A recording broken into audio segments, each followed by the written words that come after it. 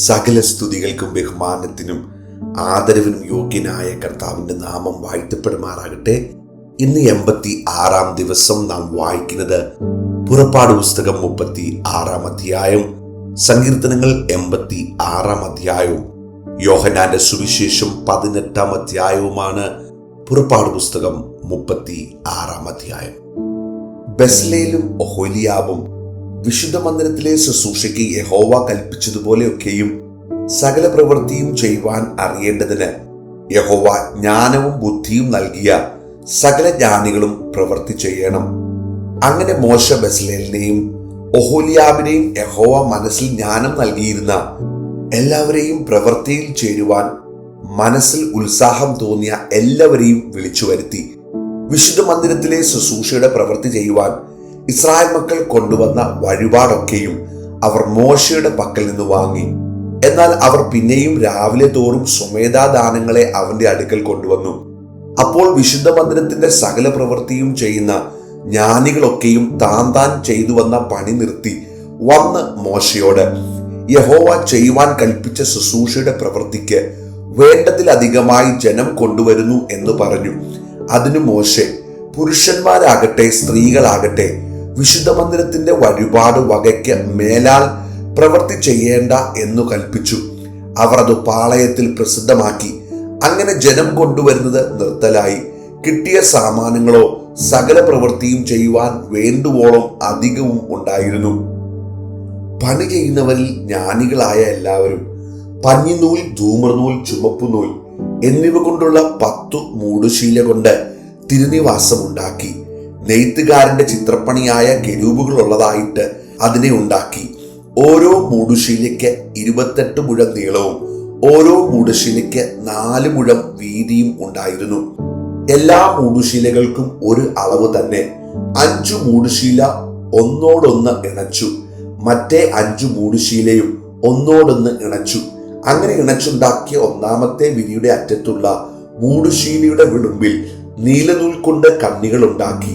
രണ്ടാമത്തെ വിരിയുടെ പുറത്തെ മൂടുശീലയുടെ വിളുമ്പിലും അങ്ങനെ തന്നെ ഉണ്ടാക്കി. ഒരു മൂടുശീലയിൽ 50 കണ്ണി ഉണ്ടാക്കി. രണ്ടാമത്തെ വിരിയുടെ പുറത്തെ മൂടുശീലയുടെ വിളുമ്പിലും 50 കണ്ണി ഉണ്ടാക്കി. കണ്ണികൾ നേർക്കുനേരെ ആയിരുന്നു. അവൻ പൊന്നുകൊണ്ട് 50 കൊളുത്തും ഉണ്ടാക്കി. കൊളുത്തുകൊണ്ട് മൂടുശീലകളെ ഒന്നോടൊന്ന് ഇണച്ചു. അങ്ങനെ തിരുനിവാസം ഒന്നായി തീർന്നു. തിരുനിവാസത്തിന്മേൽ മൂടുവിരിയായി കോലാട്ടുരോമം കൊണ്ടുള്ള മൂടുശീലകൾ ഉണ്ടാക്കി. 11 മൂടുശീലയായി അവയെ ഉണ്ടാക്കി. ഓരോ മൂടുശീലയ്ക്ക് 30 മുഴം നീളവും ഓരോ മൂടുശീലയ്ക്ക് 4 മുഴം വീതിയും ഉണ്ടായിരുന്നു. മൂടുശീല 11 ഒരു അളവ് തന്നെ. അവൻ 5 മൂടുശീല ഒന്നായും 6 മൂടുശീല ഒന്നായും ഇണച്ചു.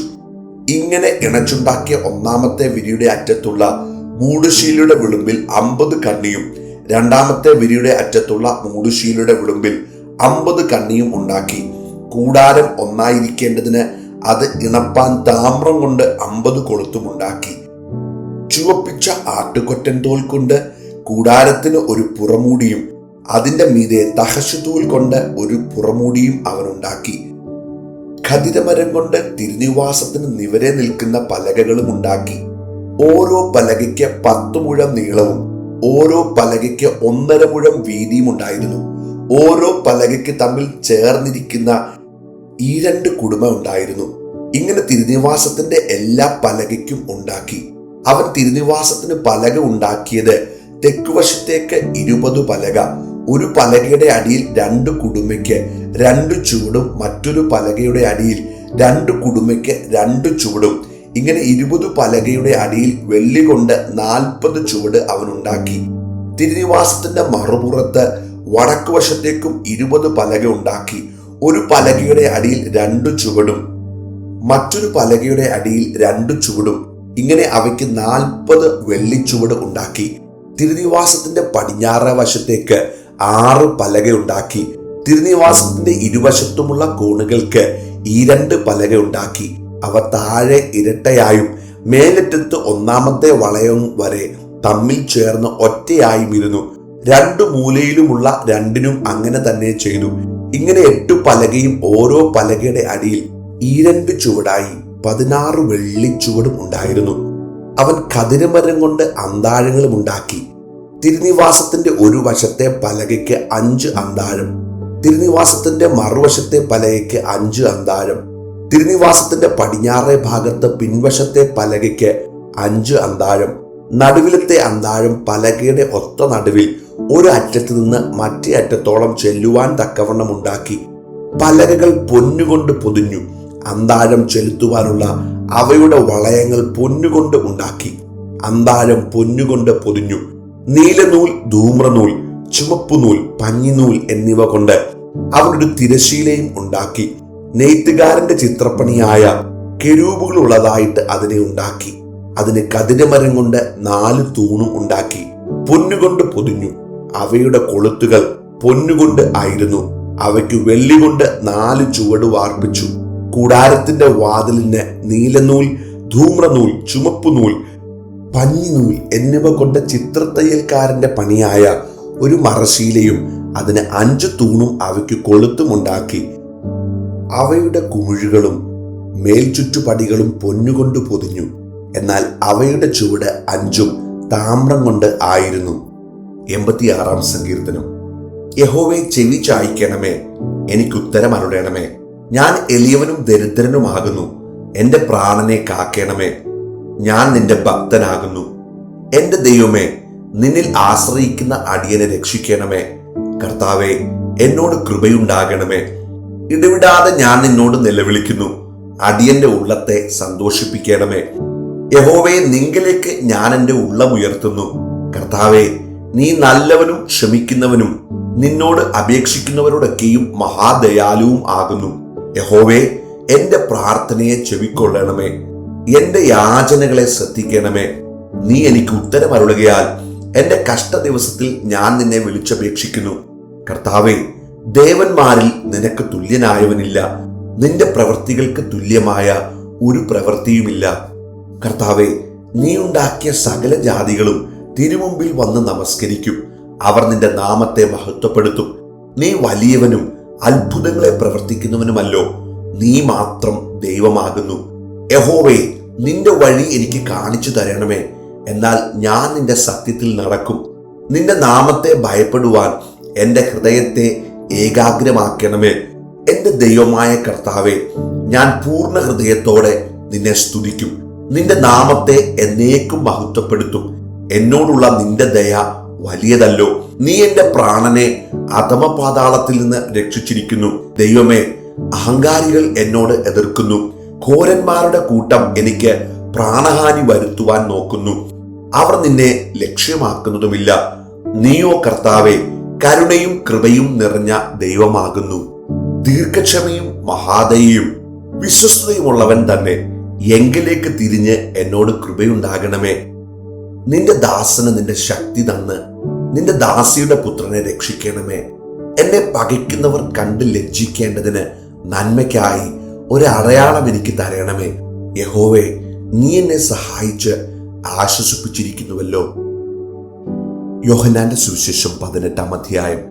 ഇത് പറഞ്ഞിട്ട് യേശു ശിഷ്യന്മാരുമായി കെദ്രോൻ തോട്ടിന് അക്കരയ്ക്ക് പോയി. അവിടെ ഒരു തോട്ടമുണ്ടായിരുന്നു. അതിൽ അവനും ശിഷ്യന്മാരും കടന്നു.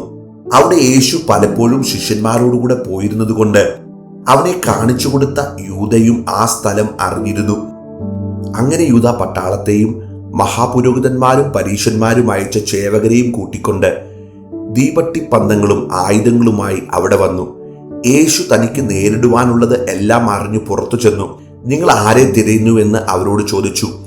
നസ്രാനായ യേശുവിനെ എന്ന് അവർ ഉത്തരം പറഞ്ഞപ്പോൾ അത് ഞാൻ തന്നെ എന്ന് യേശു പറഞ്ഞു. അവനെ കാണിച്ചു കൊടുക്കുന്ന യൂദയും അവരോടുകൂടെ നിന്നിരുന്നു. ഞാൻ തന്നെ എന്ന് അവരോട് പറഞ്ഞപ്പോൾ അവർ പിൻവാങ്ങി നിലത്ത് വീണു. നിങ്ങൾ ആരെ തിരയുന്നുവെന്ന് പിന്നെയും അവരോട് ചോദിച്ചതിന് അവർ നസ്രാനായ യേശുവിനെ എന്ന് പറഞ്ഞു. ഞാൻ തന്നെ എന്ന് നിങ്ങളോട് പറഞ്ഞുവല്ലോ. എന്നെ ആകുന്നു തിരയുന്നതെങ്കിൽ ഇവർ പൊയ്ക്കൊള്ളട്ടെ എന്ന് യേശു ഉത്തരം പറഞ്ഞു. നീ എനിക്ക് തന്നവരിൽ ആരും നഷ്ടമായി പോയിട്ടില്ല എന്ന് അവൻ പറഞ്ഞ വാക്കിന് ഇതിനാൽ നിവർത്തി വന്നു. ശീമോൻ പത്രോസ് തനിക്കുള്ള വാൾ ഊരി മഹാപുരോഹിതന്റെ ദാസനെ വെട്ടി അവന്റെ വലതുകാത് അറുത്തു കളഞ്ഞു. ആ ദാസന് മൽക്കോസ് എന്ന് പേർ. യേശു പത്രോസിനോട് വാൾ ഉറയിലിടുക, പിതാവ് എനിക്ക് തന്ന പാനപാത്രം ഞാൻ കുടിക്കേണ്ടയോ എന്ന് പറഞ്ഞു. പട്ടാളവും സഹസ്രാധിപനും യഹൂദന്മാരുടെ ചേവകരും യേശുവിനെ പിടിച്ചുകെട്ടി ഒന്നാമത് ഹന്നാവിന്റെ അടുക്കൽ കൊണ്ടുപോയി. അവൻ ആ സംവത്സരത്തെ മഹാപുരോഹിതനായ കയ്യഫാവിന്റെ അമ്മായിയപ്പനായിരുന്നു. കയ്യഫാവോ ജനത്തിനു വേണ്ടി ഒരു മനുഷ്യൻ മരിക്കുന്നത് നന്ന് എന്ന് യഹൂദന്മാരോട് ആലോചന പറഞ്ഞവൻ തന്നെ. ശീമോൻ പത്രോസും മറ്റൊരു ശിഷ്യനും യേശുവിന്റെ പിന്നാലെ ചെന്നു. ആ ശിഷ്യൻ മഹാപുരോഹിതന് പരിചയമുള്ളവനാകയാൽ യേശുവിനോടുകൂടെ മഹാപുരോഹിതന്റെ നടുമുറ്റത്ത് കടന്നു. പത്രോസ് വാതിൽക്കൽ പുറത്തു നിൽക്കുമ്പോൾ മഹാപുരോഹിതന് പരിചയമുള്ള മറ്റേ ശിഷ്യൻ പുറത്തു വന്ന് വാതിൽ കാവൽക്കാരത്തിയോട് പറഞ്ഞു. പത്രോസിനെ അകത്ത് കയറ്റി. വാതിൽ കാക്കുന്ന ബാല്യക്കാരത്തി പത്രോസിനോട്, നീയും ഈ മനുഷ്യന്റെ ശിഷ്യന്മാരിൽ ഒരുവനോ എന്ന് ചോദിച്ചു. അല്ല എന്ന് അവൻ പറഞ്ഞു. അന്ന് കുളിർ ആകൊണ്ട് ദാസന്മാരും ചേവകരും കനൽ കൂട്ടി തീ കാഞ്ഞുകൊണ്ടിരുന്നു. പത്രോസും അവരോടുകൂടെ തീ കാഞ്ഞുകൊണ്ട് നിന്നു. മഹാപുരോഹിതൻ യേശുവിനോട് അവന്റെ ശിഷ്യന്മാരെയും ഉപദേശത്തെയും കുറിച്ച് ചോദിച്ചു. അതിന് യേശു, ഞാൻ ലോകത്തോട് പരസ്യമായി സംസാരിച്ചിരിക്കുന്നു. പള്ളിയിലും എല്ലാ യഹൂദന്മാരും കൂടുന്ന ദേവാലയത്തിലും ഞാൻ എപ്പോഴും ഉപദേശിച്ചു. രഹസ്യമായി ഒന്നും സംസാരിച്ചിട്ടില്ല. നീ എന്നോട് ചോദിക്കുന്നത് എന്ത്? ഞാൻ സംസാരിച്ചത് എന്തെന്ന് കേട്ടവരോട് ചോദിക്ക. ഞാൻ പറഞ്ഞത് അവർ അറിയുന്നു എന്ന് ഉത്തരം പറഞ്ഞു. അവൻ ഇങ്ങനെ പറയുമ്പോൾ ചേവകരിൽ അരികെ നിന്ന ഒരുത്തൻ മഹാപുരോഹിതനോട് ഇങ്ങനെ ഉത്തരം പറയുന്നത് എന്ന് പറഞ്ഞ് യേശുവിന്റെ കന്നത്തൊന്നടിച്ചു. യേശു അവനോട്, ഞാൻ ദോഷമായി സംസാരിച്ചുവെങ്കിൽ തെളിവ് കൊടുക്ക, അല്ലെങ്കിൽ എന്നെ തല്ലുന്നത് എന്ത് എന്ന് പറഞ്ഞു. ഹന്നാവ് അവനെ കെട്ടപ്പെട്ടവനായി മഹാപുരോഹിതനായ കയ്യഫാവിന്റെ അടുക്കൽ അയച്ചു. ശീമോൻ പത്രോസ് തീ കാഞ്ഞു നിൽക്കുമ്പോൾ, നീയും അവന്റെ ശിഷ്യന്മാരിൽ ഒരുത്തനല്ലയോ എന്ന് ചിലർ അവനോട് ചോദിച്ചു. അല്ല എന്ന് അവൻ മറുത്തു പറഞ്ഞു. മഹാപുരോഹിതന്റെ ദാസന്മാരിൽ വെച്ച് പത്രോസ് കാതറുത്തവന്റെ ചാർച്ചക്കാരനായ ഒരുത്തൻ, ഞാൻ നിന്നെ അവനോടുകൂടെ തോട്ടത്തിൽ കണ്ടില്ലയോ എന്ന് പറഞ്ഞു. പത്രോസ് പിന്നെയും മറുത്തു പറഞ്ഞു. ഉടനെ കോഴി കൂകി. പുലർച്ചയ്ക്ക് അവർ യേശുവിനെ കയ്യഫാവിന്റെ അടുക്കൽ നിന്ന് ആസ്ഥാനത്തിലേക്ക് കൊണ്ടുപോയി. തങ്ങൾ അശുദ്ധമാകാതെ പെസഹ കഴിപ്പാൻ തക്കവണ്ണം ആസ്ഥാനത്തിൽ കടന്നില്ല. പീലാത്തോസ് അവരുടെ അടുക്കൽ പുറത്തു വന്നു. ഈ മനുഷ്യന്റെ നേരെ എന്തു കുറ്റം ബോധിപ്പിക്കുന്നു എന്ന് ചോദിച്ചു. കുറ്റക്കാരൻ അല്ലാഞ്ഞുവെങ്കിൽ ഞങ്ങൾ അവനെ നിന്റെ പക്കൽ ഏൽപ്പിക്കയില്ലായിരുന്നുവെന്ന് അവർ അവനോട് ഉത്തരം പറഞ്ഞു. പീലാത്തോസ് അവരോട്, നിങ്ങൾ അവനെ കൊണ്ടുപോയി നിങ്ങളുടെ ന്യായപ്രമാണ പ്രകാരം വിധിപ്പീൻ എന്ന് പറഞ്ഞതിന് യഹൂദന്മാർ അവനോട്, മരണശിക്ഷയ്ക്കുള്ള അധികാരം ഞങ്ങൾക്കില്ലല്ലോ എന്ന് പറഞ്ഞു. യേശു താൻ മരിപ്പാനുള്ള മരണവിധം സൂചിപ്പിച്ച വാക്ക് ഇതിനാൽ നിവർത്തി വന്നു. പീലാത്തോസ് പിന്നെയും ആ സ്ഥാനത്തിൽ ചെന്ന് യേശുവിനെ വിളിച്ചു. നീ യഹൂദന്മാരുടെ രാജാവോ എന്ന് ചോദിച്ചു. അതിനുത്തരമായി യേശു, ഇത് നീ സ്വയമായി പറയുന്നതോ മറ്റുള്ളവർ എന്നെക്കുറിച്ച് നിന്നോട് പറഞ്ഞിട്ടോ എന്ന് ചോദിച്ചു. പീലാത്തോസ് അതിനുത്തരമായി, ഞാൻ യഹൂദനോ? നിന്റെ ജനവും മഹാപുരോഹിതന്മാരും നിന്നെ എന്റെ പക്കൽ ഏൽപ്പിച്ചിരിക്കുന്നു. നീ എന്തു ചെയ്തു എന്ന് ചോദിച്ചതിന് യേശു, എന്റെ രാജ്യം ഐഹികമല്ല. എന്റെ രാജ്യം ഐഹികമായിരുന്നുവെങ്കിൽ എന്നെ യഹൂദന്മാരുടെ കയ്യിൽ ഏൽപ്പിക്കാതെ വണ്ണം എന്റെ ചേവകർ പോരാടുമായിരുന്നു. എന്നാൽ എന്റെ രാജ്യം ഐഹികമല്ല എന്ന് ഉത്തരം പറഞ്ഞു. പീലാത്തോസ് അവനോട്, എന്നാൽ നീ രാജാവ് തന്നെയല്ലോ എന്ന് പറഞ്ഞതിന് യേശു, നീ പറഞ്ഞതുപോലെ ഞാൻ രാജാവ് തന്നെ. സത്യത്തിന് സാക്ഷി നിൽക്കേണ്ടതിന് ഞാൻ ജനിച്ചു അതിനായി ലോകത്തിൽ വന്നുമിരിക്കുന്നു. സത്യതൽപരനായവൻ എല്ലാം എന്റെ വാക്ക് കേൾക്കുന്നു എന്ന് ഉത്തരം പറഞ്ഞു. പീലാത്തോസ് അവനോട്, സത്യമെന്നാൽ എന്ത് എന്ന് പറഞ്ഞ് പിന്നെയും യഹൂദന്മാരുടെ അടുക്കൽ പുറത്തു ചെന്ന് അവരോട്, ഞാൻ അവനിൽ ഒരു കുറ്റവും കാണുന്നില്ല. എന്നാൽ പെസഹയിൽ ഞാൻ നിങ്ങൾക്ക് ഒരുത്തനെ വിട്ടുതരിക പതിവുണ്ടല്ലോ. യഹൂദന്മാരുടെ രാജാവിനെ വിട്ടുതരുന്നത് സമ്മതമോ എന്ന് ചോദിച്ചതിന് അവർ പിന്നെയും, ഇവനെ വേണ്ട, ബറബാസിനെ മതിയെന്ന് നിലവിളിച്ചു പറഞ്ഞു. ബറബാസോ കവർച്ചക്കാരനായിരുന്നു.